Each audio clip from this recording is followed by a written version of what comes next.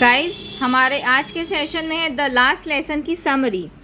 The story the last lesson is set in the days of the Franco Prussian war. France was defeated by Prussia and districts of Alsace and Lorraine had passed into Prussian hands. The orders came from Berlin to teach only German in the schools of Alsace and Lorraine. The story tells the effect of this transition on the people through the eyes of a young boy, Franz.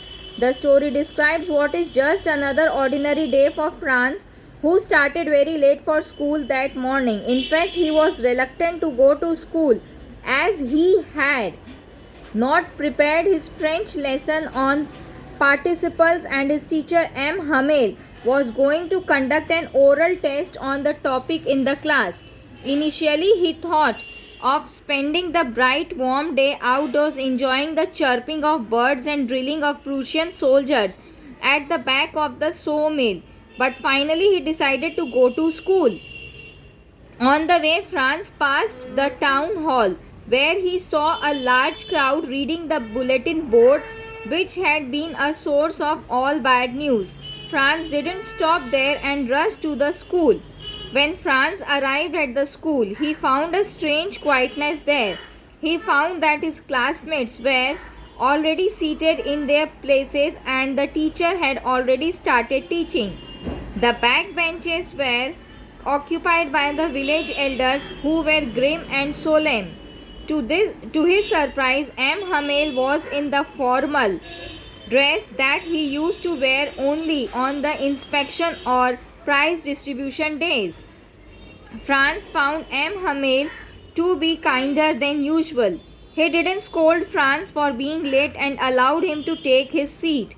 Franz was shocked to get the news that this was the last lesson in French and the new German teacher would take charge on the following day.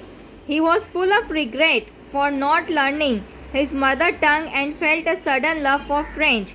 He even started liking M. Hamel and forgot all about his ruler and crankiness.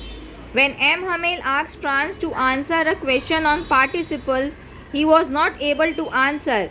Even then, M. Hamel didn't scold him and remarked that the only trouble with people of Alsace was of putting off learning till the next day. He blamed parents for sending their children to earn money rather than to school. He also blamed himself for sending students to water his plants or to give them a holiday when he wanted to go fishing. Hamel then talked of the French language, calling it the most beautiful language in the world. He told the class to keep their language close to their hearts, to feel free and happy, as long as an enslaved people held fast to their language. It was as if they had the key to their prison.